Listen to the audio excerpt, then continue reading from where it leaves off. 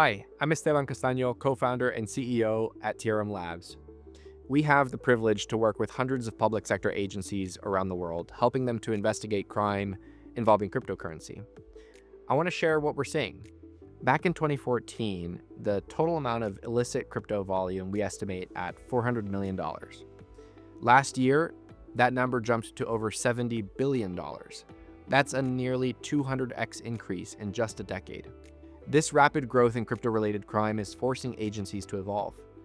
Many of them are following a path that we call the crypto maturity model.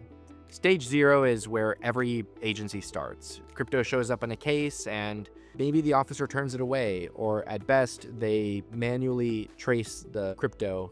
There's no real enduring capability, there's no tools, it doesn't scale. Stage 1 begins when agencies adopt tools like TRM Forensics to be able to trace cryptocurrency in real time, and they stand up small, specialized teams tasked with tracing crypto linked to crime.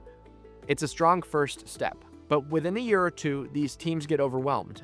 Every day, they get requests from the field to triage, this crypto evidence, and there's simply too many cases and too few specialists. Eventually, we see agencies move into stage 2. This is about scaling and creating an enterprise-wide capability.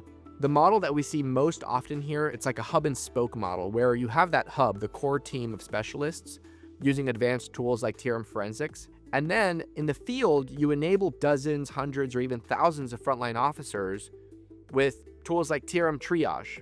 TRM Triage is a mobile-first blockchain intelligence tool designed for non-specialists. Frontline officers, they don't need to know how to trace cryptocurrency. They might only come across crypto once a month, and all they need is to be able to plug in an address and get an instant summary of what's relevant, whether that's how much money is sitting on the address or if there's payments linked to illicit activity like drug trafficking, terror financing, or human smuggling.